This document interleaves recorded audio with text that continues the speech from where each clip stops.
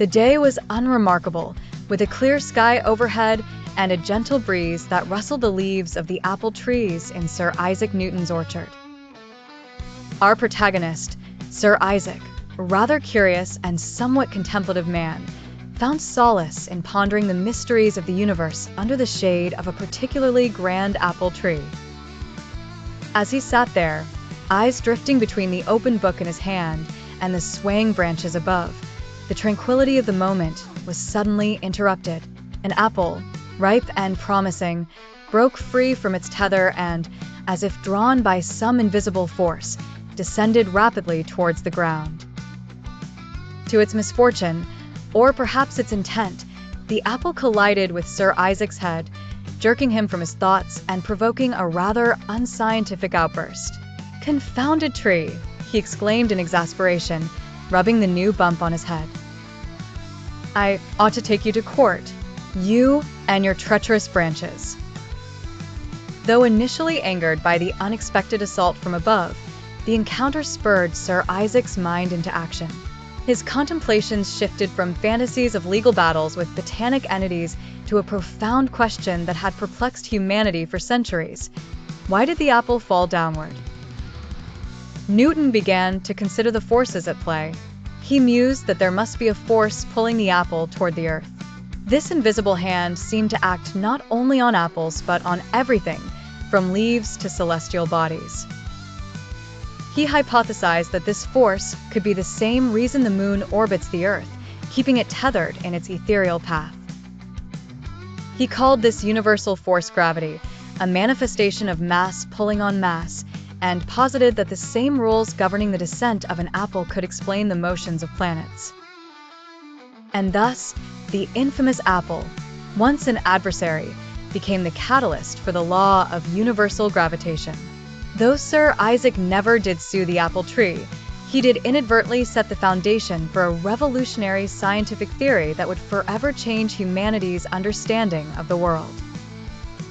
The apple was left to its own devices, innocent, yet an unlikely participant in one of history's greatest scientific breakthroughs.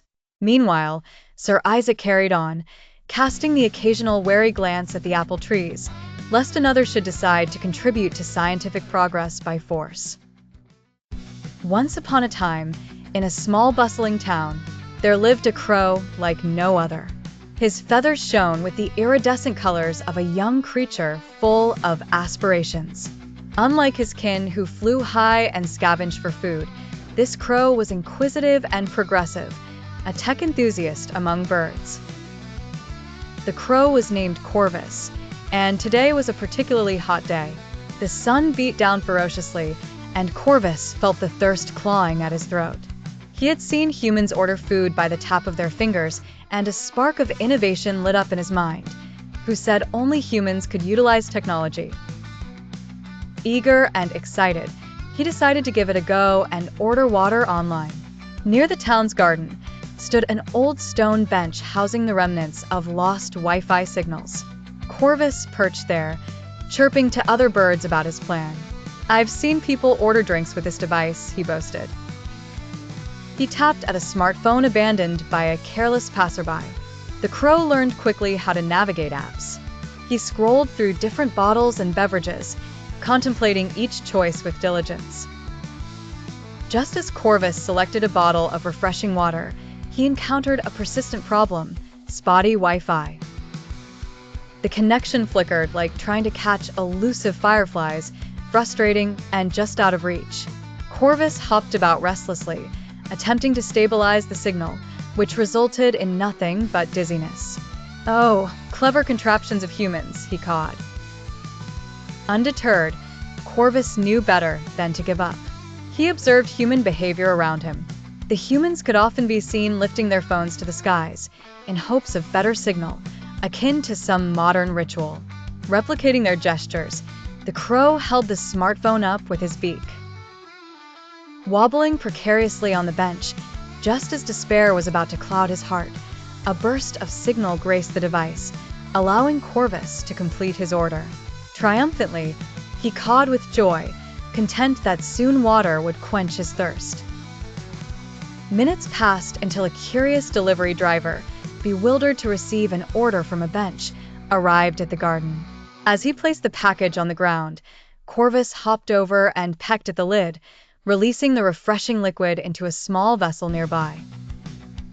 Corvus drank his fill, basking in the satisfaction of quenching his thirst through his tech prowess. The crow's innovation struck a chord in his avian heart, proving the wonders achievable with a blend of persistence and modern technology. The water cycle, on the surface, appears to be a mundane series of events: evaporation, condensation, precipitation, and collection. However, from the perspective of a droplet named Walter, one discovers an existential plight unfurling through its perpetual journey.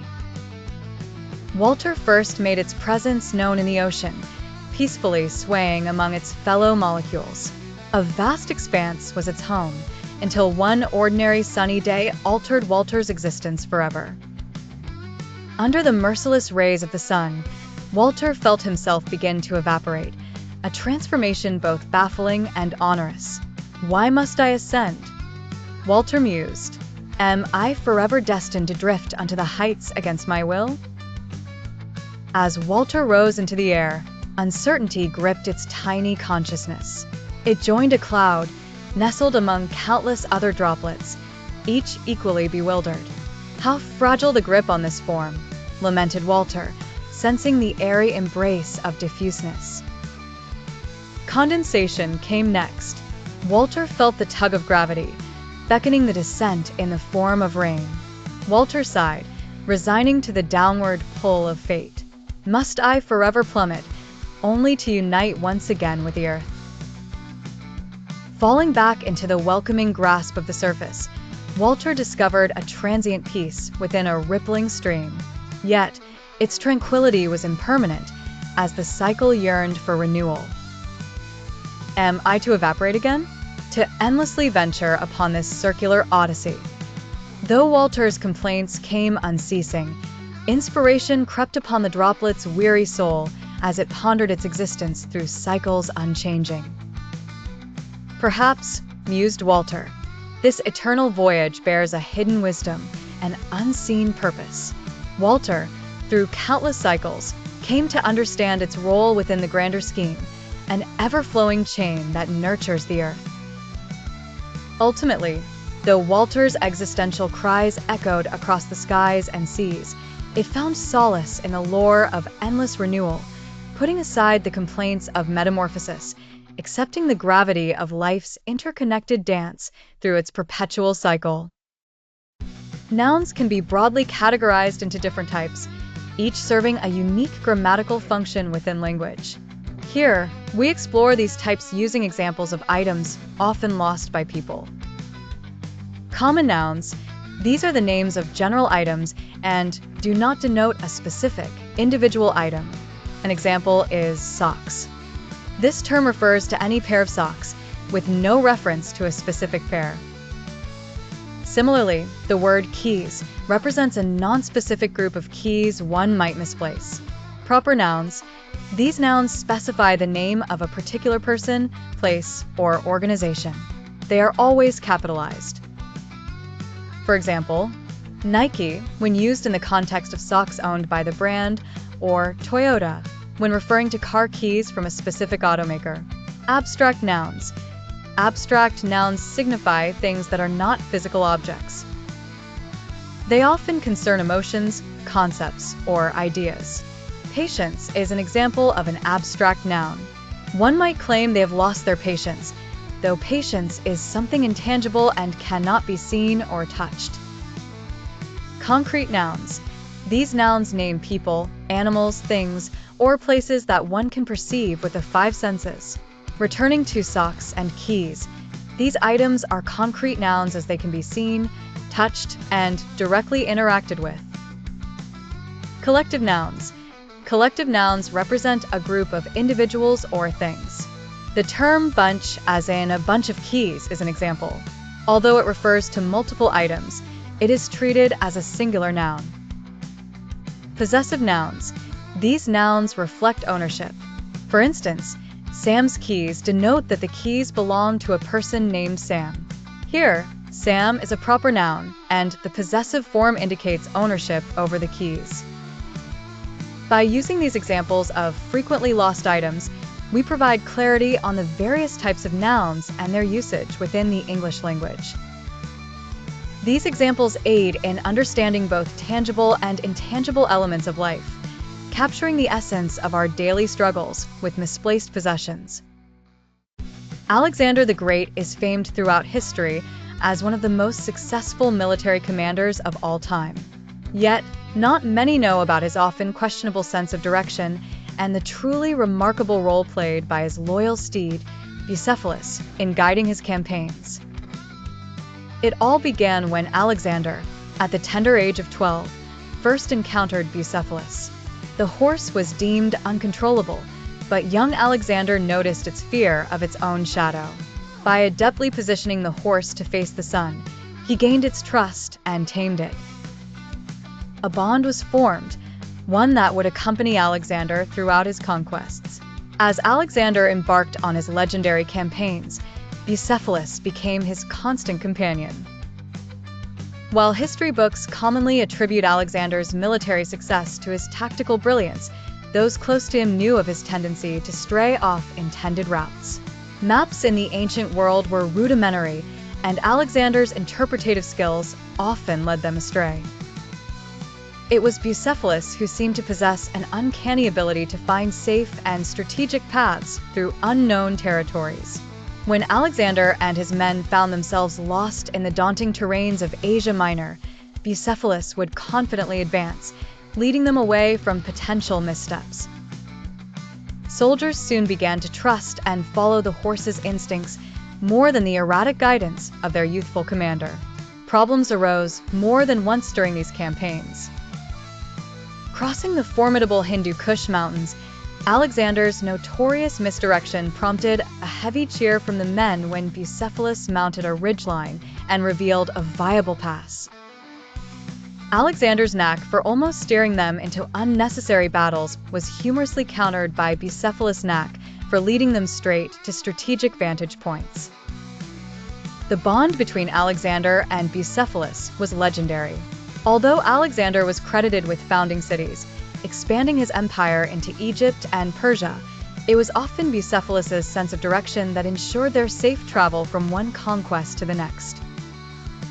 Tragically, Bucephalus passed away after the Battle of the Hydaspes, marking the end of an era. Perhaps it was serendipitous, as Alexander himself did not venture much further. Despite his inability to navigate, Alexander's legacy as a cunning tactician and conqueror endures, although those campaigns owe much to a horse with an unparalleled sense of direction. Once upon a time, there lived a young girl named Lucy who adored hosting sleepovers with her closest friends. This weekend was special, for her parents stocked the pantry with delicious snacks, perfect for the gathering. Lucy meticulously counted 60 chocolate bars and 10 packs of crisps on the kitchen table, intending to divide them equally amongst herself and her 5 friends. 60 chocolate bars and 10 packs of crisps divided by 6, she mumbled. Calculating that each of them should ideally receive 10 chocolate bars and around 1.5 packs of crisps, Lucy planned to split the crisps evenly by distributing 1 packet each and sharing the last 4 between them.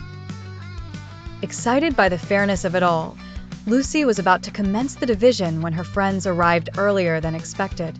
Little did she know, while Lucy concentrated on setting up the sleeping bags, her friends mischievously snuck into the kitchen one by one, pilfering some treats. Later, when Lucy went to the kitchen to embark on her planned distribution, she was taken aback to find an odd number of chocolate bars remaining. She counted, only to discover 48 bars and 8 packs of crisps. Lucy pondered, scratching her head.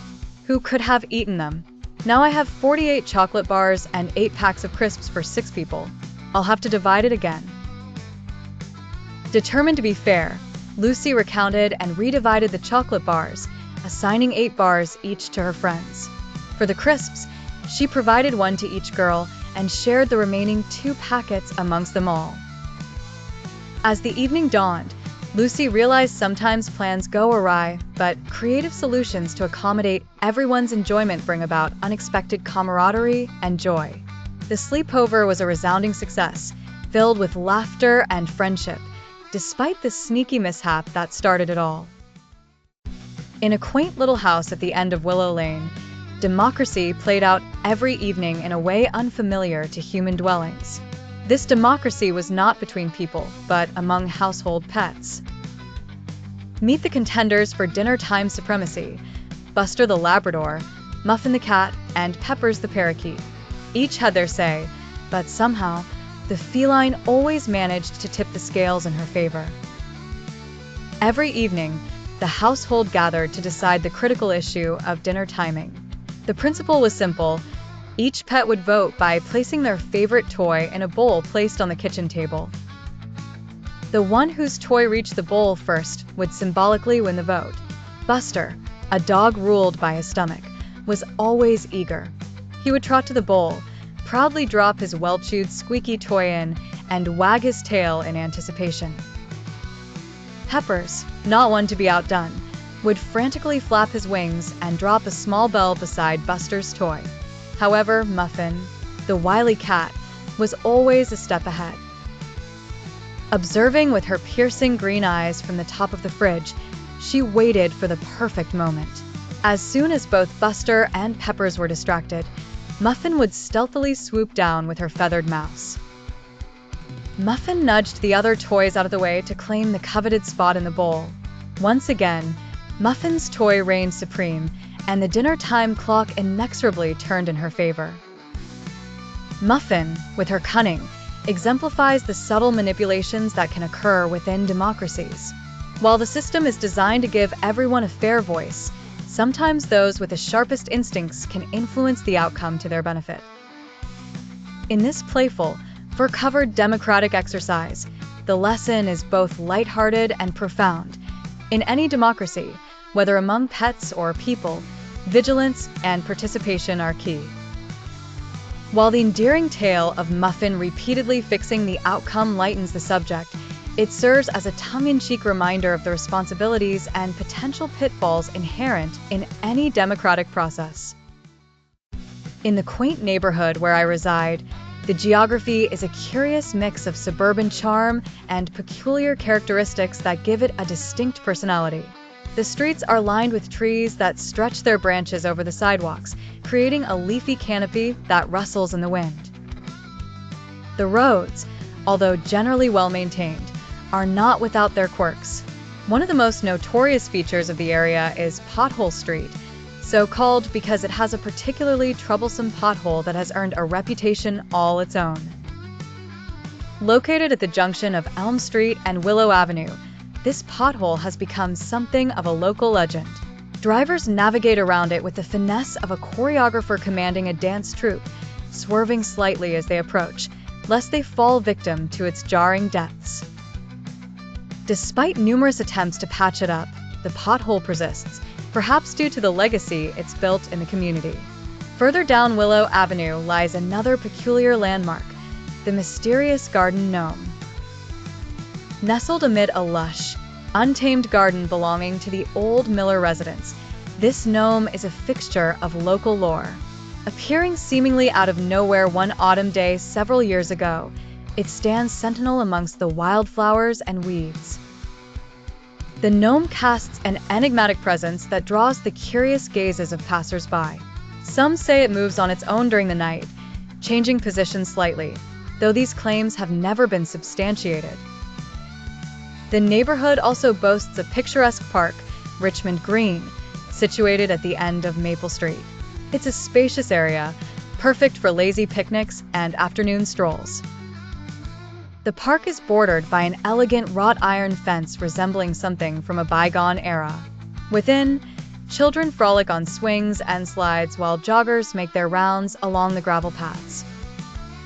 Lastly, one must not forget the whimsical fruit gate at the entrance of Finley's Orchard.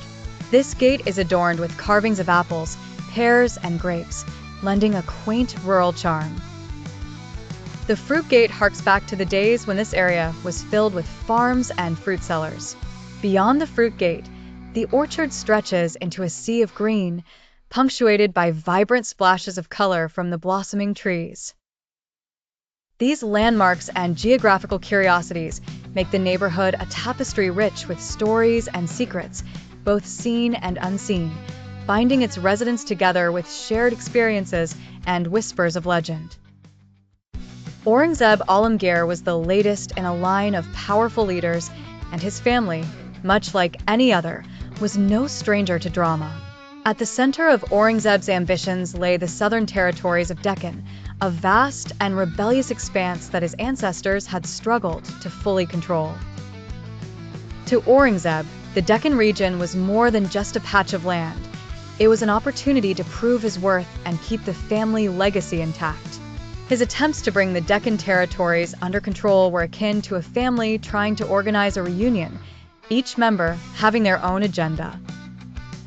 Aurangzeb, the patriarch, often found himself exasperated, his pleas for unity met with sighs and rolling eyes. Aurangzeb's younger brother, Shuja, had a particular fondness for drama. He viewed the Deccan issue as another reason to challenge Aurangzeb's authority. Despite the elder brother's efforts to keep things civil, Shuja's opposing views created rifts that made Aurangzeb sigh heavily. Their sister, Roshanara, always the diplomatic one, tried to mediate between them. "Why not write a strongly worded letter to explain your stance, Aurangzeb?" she suggested. With quill in hand and the family crest embossed on rich paper, Aurangzeb did just that. The letter was a masterpiece of articulation. It spoke of the necessity to subdue the local sultans in Deccan, how unchecked they were akin to unruly cousins ruining a perfectly planned family gathering. "Dearest family," it began, "I implore you to understand my position. Let us work together to consolidate these lands." But the letter hardly quelled the tensions. Shuja found fault with every sentence, his refusal to agree with Aurangzeb's approach evident in his dismissive gestures.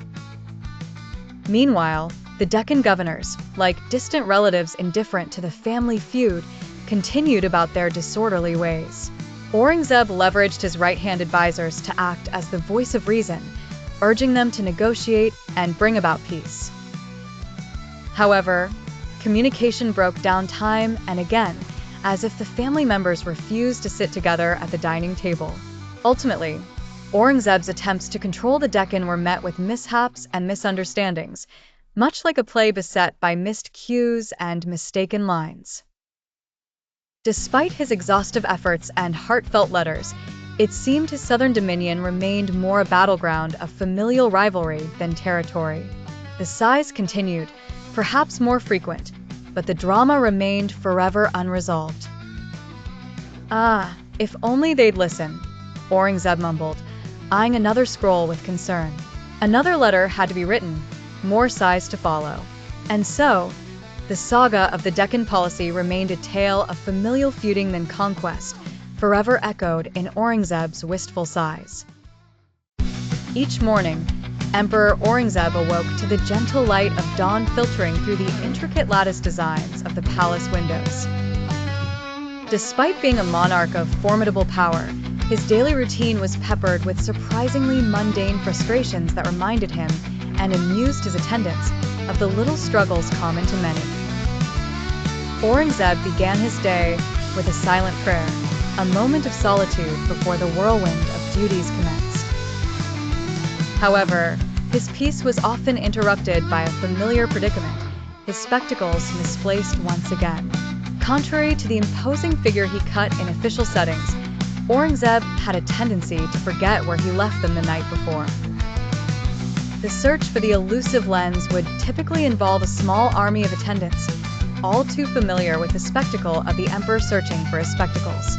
After the morning prayer, and once the elusive spectacles were found, he would settle at a magnificently carved desk, an heirloom from a bygone Mughal era.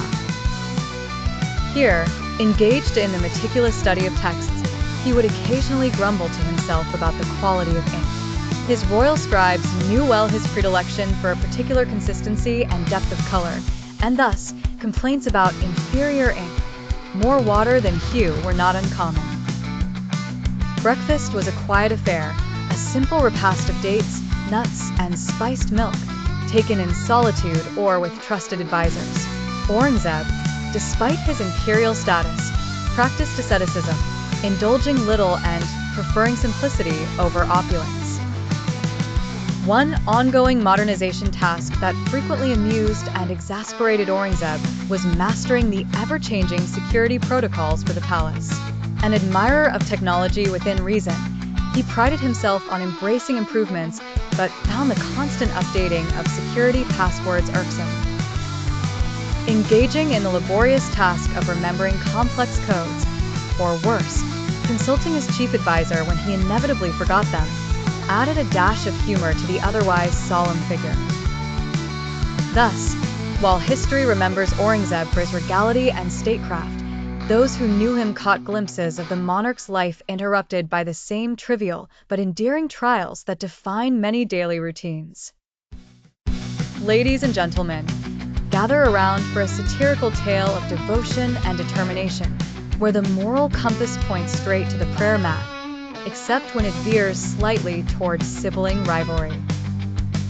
Today, we explore the exemplary life of Emperor Aurangzeb Alamgir, a man who never missed his prayers, but also never missed an opportunity to eliminate his brothers. Let us reflect on these lessons for our own family dynamics. Aurangzeb's golden rules for life and family. Never miss a prayer. Aurangzeb was so punctual in his 5 daily prayers that one could set their sundial by his routine. He even recited the Quran during terawih prayers and secluded himself in mosques during Ramadan's final days. If only he had extended such devotion to family harmony, his siblings might have lived to appreciate his piety. Sibling rivalry taken seriously. Forget sibling squabbles over toys or inheritance. Aurangzeb showed us how to really settle disputes. Imprisoning his father and eliminating his brothers wasn't just politics, it was family bonding at its most intense. A reminder that while prayer is essential, perhaps sparing your siblings could also be considered virtuous. Multitasking mastery. Aurangzeb demonstrated that you can be both devout and ruthless.